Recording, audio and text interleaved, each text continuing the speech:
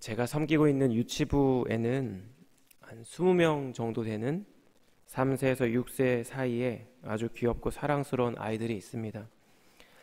우리 아이들에게 매주 말씀을 가르치고 또 우리 부모님들과 함께 가정에서 큐티를 진행하면서 사역자로서 고민하고 기도하고 있는 것 중 하나가 있다면 그것은 언젠가 이 아이들이 나이가 들고 성장하는 가운데 교회와 가정에서 배웠던 그 하나님을 나의 하나님으로 고백하게 되는 것입니다.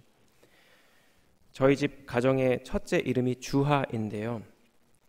이 아이가 평생 주님은 나의 하나님입니다 라는 고백을 하며 살기를 바라는 마음으로 저희 부부가 이런 이름을 지어 주었습니다.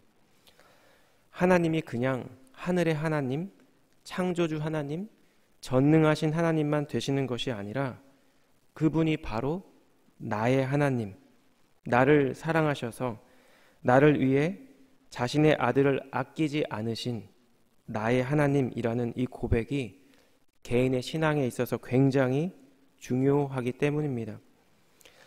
그렇다면 어떻게 이 세상을 창조하시고 다스리시는 그 전능하신 하나님이 바로 나의 하나님이라고 고백하게 될 수 있을까요? 오늘 우리가 함께 읽은 이 본문의 말씀은 애굽 바로왕의 두 신하의 꿈을 요셉이 해몽해 주는 장면을 다루고 있습니다. 본문의 말씀 속에서 우리는 먼저 나의 삶의 자리에서 여러 제약과 한계와 결핍을 마주할 때 겸손한 마음으로 하나님의 도우심을 구해야 한다라는 것을 발견할 수 있습니다. 본문은 술 맡은 관원장의 이야기로 시작합니다. 그는 꿈의 해석은 하나님께 있지 않습니까? 이렇게 당돌하게 이야기하는 요셉에게 자신의 꿈을 이야기하죠. 포도나무의 세 가지에 싹이 나고 꽃이 피고 열매가 달렸습니다. 술 맡은 자가 그 포도를 짜서 즙을 내 바로에게 바쳤다는 내용입니다. 그런데 여러분, 이 이야기를 들은 요셉이 주저하지 않고 바로 그 꿈을 해석합니다. 본문 12절과 13절인데요. 요셉이 그에게 이르되 그 해석이 이러하니 세 가지는 사흘이라. 지금부터 사흘 안에 바로가 당신의 머리를 들고 당신의 전직을 회복시키리니 당신이 그 전에 술 맡은 자가 되었을 때 하던 것 같이 바로의 잔을 그의 손에 드리게 되리이다. 요셉은 술 맡은 관원장이 꾼 꿈을 해석하며 구체적으로 3일 안에 그의 전직이 회복될 것을 이야기하고 있습니다. 자신 앞에서 이 술 맡은 자의 꿈을 길하게 해석하는 것을 들은 떡 굽는 관원장이 이제 자신의 꿈을 요셉에게 이야기하죠. 그가 꾼 꿈은 밀가루를 반죽해서 만든 과자 3강주리가 그의 머리 위에 있었는데 새들이 와서 그것들을 먹어버린 이야기였습니다. 이번에도 요셉은 바로 그 꿈을 해석하여 알려줍니다. 결국 3일 안에 그는 처형을 당하고 나무에 달리게 된다라는 내용이었습니다. 그런데 여러분, 술 맡은 관원장과 떡 굽는 관원장의 꿈에 대한 요셉의 해석은 여러 특징 가운데 한 가지 특징이 있는데요. 그것은 그 해석이 너무나 구체적이어서 이것이 맞는지 틀린지 바로 확인할 수 있다라는 사실입니다. 만약 그가 자신의 꿈 해석에 확신이 없다면 결과에 따라 피할 길을 열어줄 수 있는 그런 꿈 해석을 제시했을 것입니다. 그런데 요셉에게는 이러한 꿈을 꾸게 하신 이도 하나님이시고 그 뜻을 알게 하시는 이도 하나님이시며 그 꾸게 한 꿈대로 성취하시는 이도 하나님이라는 사실을 분명히 알고 있었습니다.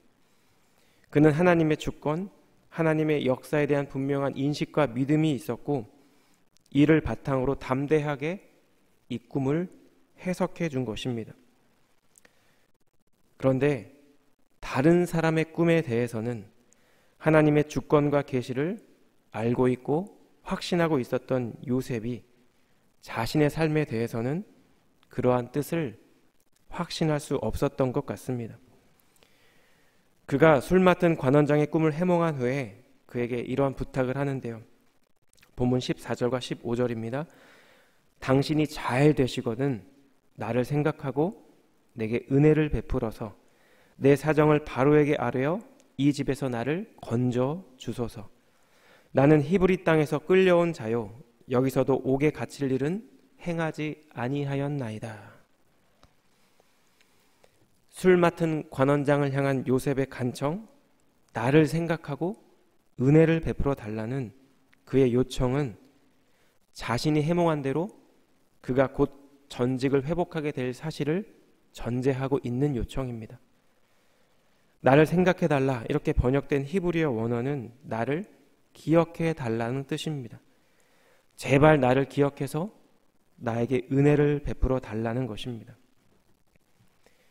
요셉이 보기에 술 맡은 관원장은 비록 왕의 노여움을 사서 감옥에 갇히기는 했지만 그는 일이 제법 잘 풀리는 사람으로 요셉에게 비춰졌을 것 같습니다. 왜냐하면 이제 곧 그는 전직을 회복하게 될 것이고 예전처럼 왕 앞에 서게 될 것이기 때문입니다. 그에 비해 형들에 의해 배신을 당하고 종으로 팔리고 잘못한 것 하나 없이 억울하게 감옥에 갇혀 있는 자신의 형편이 요셉은 참 딱하고 서글프게 느껴졌을 것 같습니다. 그런데 우리가 이 요셉의 삶을 가만히 생각해 보면 그의 삶에는 분명 순간순간 하나님의 도우심, 하나님의 임재, 하나님의 인도하심이 있었습니다. 노예의 신분이었고 죄수의 신분이었고 그래서 가장 밑바닥 인생을 사는 것처럼 보였지만 그는 보디발의 집에서도 감옥에서도 인정받는 사람이었습니다. 창세기 39장 3절에 이런 말씀이 있습니다. 그의 주인이 여호와께서 그와 함께 하심을 보며 또 여호와께서 그의 범사에 형통하게 하심을 보았더라. 여러분 이 부분을 읽으실 때 과연 보디발이 여호와께서 그와 함께 하심을 본다는 것이 무엇인지 한번 생각해 보신 적이 있습니까? 하나님을 알지 못하는 이방인이 요셉의 삶 가운데 하나님께서 그와 함께하고 계시다라는 사실을 눈으로 보았다라는 것입니다. 이것은 다른 말로 요셉이 믿는 그 여호와 하나님이 살아계시고 살아계신 그 하나님이 요셉과 함께하고 계시다라는 것을 마음속 깊이 깨닫게 되었다라는 것을 의미합니다. 뿐만 아니라 요셉은 방금 그 꿈을 해석해 준 것처럼 애굽 최고위층에 해당하는 사람의 꿈을 자신 있게 해석할 능력도 부여받은 그런 사람이었습니다. 그의 삶에는 하나님께서 그와 함께하고 계시다라는 것을 증거하는 증거가 차고도 넘칠 정도로 많은 사람이었습니다. 그런데 그런 그가 이제 며칠 후 자신의 해석대로 풀려나게 될 술 맡은 관원장에게 이렇게 간청하고 있는 것입니다. 당신이 잘 되시거든 나를 생각해 주시고 나를 기억해 주셔서 내게 은혜를 베풀어 주십시오. 저는 이런 요셉의 모습을 묵상하며 이것이 바로 우리의 모습이라는 생각이 들었습니다. 우리는 다른 사람의 고민, 다른 사람의 걱정에 대해서는 때때로 아주 쉽게 그리고 지혜롭게 권면해 주거나 충고해 줄 때가 있습니다. 나의 권면과 충고를 받은 그 대상자는 때때로 나에게 굉장히 고마워합니다. 자신이 보지 못한 것, 자신이 깨닫지 못한 것을 알게 해 주었기 때문입니다. 제가 한국에서 청년들을 사역할 때 종종 결혼을 앞둔 예비 부부들을 저희 집으로 초대한 적이 있었습니다. 함께 식사를 하며 부부로 살아간다는 것이 무엇인지, 그리고 가정을 이룬다는 것이 무엇인지, 아이를 양육하는 것이 무엇인지 이야기를 해주면 청년들이 그렇게 재미있게 들어주었습니다. 이제 곧 가정을 이루게 될 그 시간들을 앞두고 많은 도움이 되었다며 고마워하곤 하였습니다. 그런데 그 만남 후에 종종 그렇게 마치 인생의 선배처럼 권면했던 그 충고와 조언이 나의 삶 가운데서는 전혀 지켜지지 않는 것을 경험할 때가 있었습니다. 지금 누가 누구에게 충고를 하는 건지 스스로에 대해서 민망하고 실망스러울 때가 있었던 것 같습니다. 그런데 이렇게 내 스스로의 한계 앞에 서게 될 때, 내가 할 수 있는 것이 아무것도 없다라고 생각할 때, 그러한 자리가 되어서야, 그러한 상황 앞에 우리가 마주해서야 우리 안에 회복되는 마음과 태도가 있습니다. 힘들고 어려운 상황으로 인해 절망하고 실망하고 낭망할 수는 있지만 그로 인해 우리는 하나님 앞에서 겸손해지게 되는 것입니다. 우리는 종종 저것만 있으면, 지금 나의 비즈니스에 이러한 필요한 재정만 있으면, 내 커리어에 저 학위만 있으면, 내 관계 가운데 저 사람만 알고 있으면 모든 일이 잘 될 것 같은 그런 생각을 할 때가 있습니다. 저희가 이 땅을 살아가는 동안, 그리고 하나님의 나라가 온전히 임하기 전까지 우리가 분명히 겪게 되는 것이 하나 있다면 그것은 무언가의 결핍일 것입니다. 모든 것을 만족시키지 못하는 제한적이고 부족한 상황일 것입니다. 그리고 그러한 상황에 부딪힐 때마다, 그러한 결핍과 제한을 온몸으로 맞이할 때마다 우리는 우리의 위치를 깨닫게 됩니다. 그리고 다시금 하나님 앞에 나아가게 되는 것입니다. 지난주일 우리 담임 목사님의 설교처럼 Let God be God, 하나님이 하나님 되게 하는 삶이 무엇인지 고민하고 묵상하게 되는 것입니다. 그리고 이러한 부족함과 결핍과 제약과 제한 가운데 비로소 일하시는 그 하나님을 통해 우리는 비로소 나의 삶 가운데 세밀하게 간섭하시고 역사하시며 일하시는 나의 하나님을 만나고 경험하게 되는 것입니다.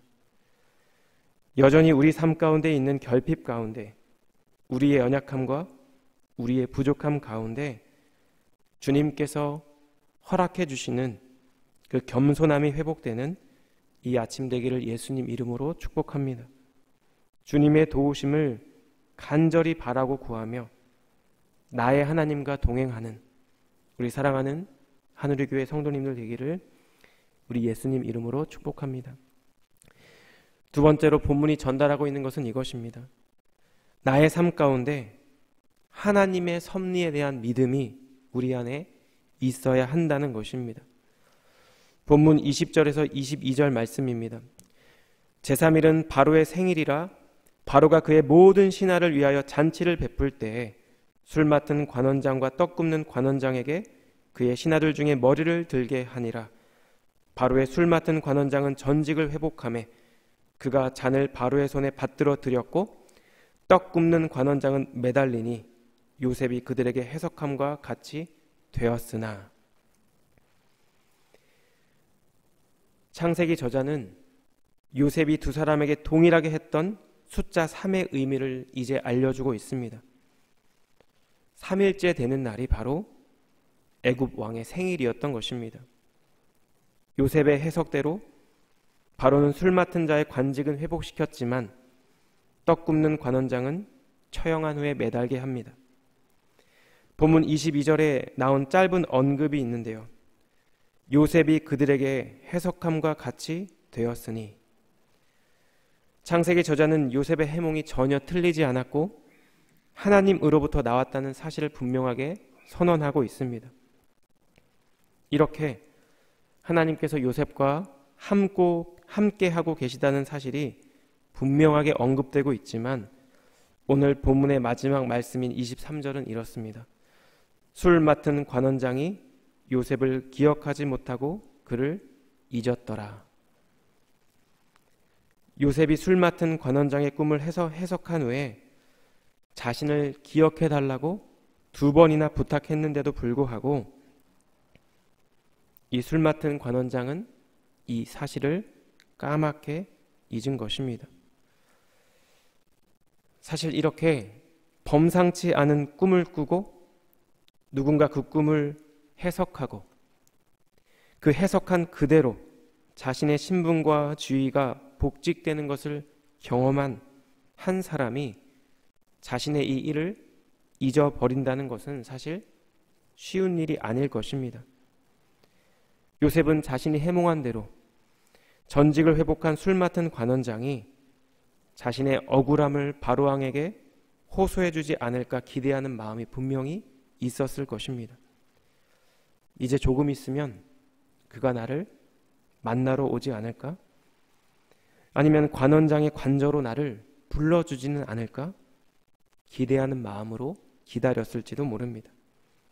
그런데 여러분, 하루가 지나고 이틀이 지나고 한 달이 지나고 두 달이 지났지만 요셉이 기대한 일은 일어나지 않았습니다.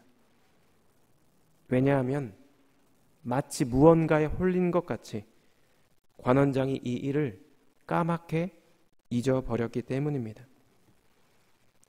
당시 요셉은 알지 못했을 것입니다. 그는 자신을 잊어버린 술 맡은 관원장이 원망스러웠을 것입니다.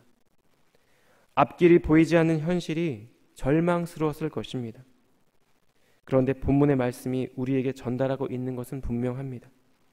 술 맡은 관원장은 비록 요셉을 잊었을지 모르지만 하나님은 결코 단 한순간도 요셉을 잊지 않고 기억하고 계셨다라는 사실입니다. 그리고 2년 후에 하나님의 섭리 안에서 아주 적절한 시기에 관원장이 요셉을 기억하게 됩니다. 창세기 41장 9절에서 13절인데요. 제가 좀 빠르게 읽겠습니다. 술 맡은 관원장이 바로에게 말하여 이르되 내가 오늘 내 죄를 기억하나이다. 바로께서 종들에게 놓아사 나와 떡 굽는 관원장을 친위대장의 집에 가두셨을 때에 나와 그가 하룻밤에 꿈을 꾼즉 각기 뜻이 있는 꿈이라. 그곳에 친위대장의 종된 히브리 청년이 우리와 함께 있기로 우리가 그에게 말하매 그가 우리의 꿈을 풀되 그 꿈대로 각 사람에게 해석하더니 그 해석한 대로 되어 나는 복직되고 그는 매달렸나이다. 그리고 우리가 잘 아는 것처럼 이후 요셉은 바로의 꿈을 해석하고 다가오게 될 전무후무한 애굽의 가뭄을 어떻게 대비할지 알려준 후에 애굽의 총리가 되고 맙니다. 한 가정의 사랑받는 아들에서 애굽의 종이 된 요셉, 보디발의 가정 총무에서 감옥이 갇히게 된 요셉, 그리고 이제 당시 고대 근동의 최강대국인 애굽의 총리가 된 요셉. 이러한 요셉의 삶이 우리에게 전달하고 있는 분명한 주제 중 하나는 바로 하나님의 섭리입니다. 이 세상을 창조하신 창조주 하나님께서 이 세상을 관여하시고 주관하신다는 것을 뜻하는 신학 용어가 바로 하나님의 섭리인데요. 이 하나님의 섭리가 전제하고 있는 사실이 하나 있습니다. 그것은 바로 시편 136편 기자의 고백과 같이 하나님은 선하다는 사실, 그래서 당신의 백성들을 향해 선한 뜻과 계획을 갖고 계시다라는 사실입니다.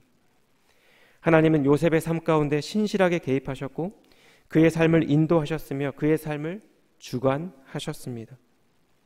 그리고 동일하게 이 세상에서 하나님의 자녀로 살아가는 저희 역시 우리 각자의 삶의 자리에서 하나님의 개입, 하나님의 인도하심을 따라 하나님의 섭리 안에서 살아가는 하나님의 백성들인 줄 믿습니다.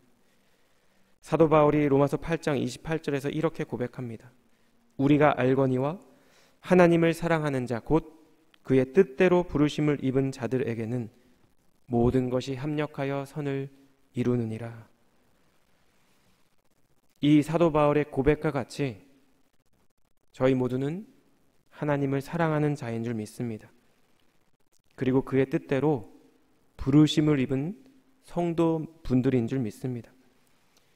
그렇기에 그 주님이 바로 나의 하나님 되시며 그 하나님께서 모든 것을 합력하여 선을 이루실 것입니다. 요셉이 야곱의 사랑받는 아들일 때에도, 형들의 배신으로 구덩이에 갇혀 있을 때에도, 애굽의 종이었을 때에도, 감옥에 갇혀 있을 때에도 주님은 단 한순간도 요셉을 잊지 않고 계셨습니다. 그 하나님께서 지금도 여전히 동일하게 우리의 삶의 어떠한 자리에서도 우리와 함께 하고 계신 줄 믿습니다. 그러한 하나님을 나의 하나님으로 고백하고 나의 하나님께서 나의 삶을 인도해 주시는 대로 그 길을 담대히 살아내는 우리 사랑하는 성도님들의 복된 삶이 되기를 우리 예수님 이름으로 축복합니다. 기도하겠습니다.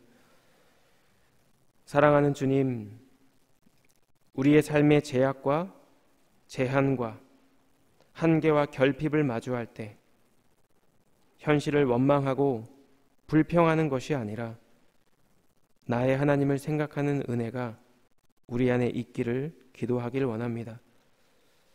하나님의 부르심을 입은 자들에게 모든 것이 합력하여 선을 이룬다는 이 바울의 고백이 우리 모두의 믿음의 고백 되기를 원합니다. 하나님, 이 세상을 창조하시고 주관하시며 통치하시는 그 전능하신 하나님이 바로 나의 하나님 되심을 고백하며 그 주님과 동행하고 그 주님의 인도하심 따라 살아가는 오늘 하루의 삶이 될 수 있도록 주님 은혜를 베풀어 주시옵소서. 그렇게 행하실 주님께 감사드리며 이 모든 말씀 존귀하신 예수님 이름으로 기도드렸습니다. 아멘.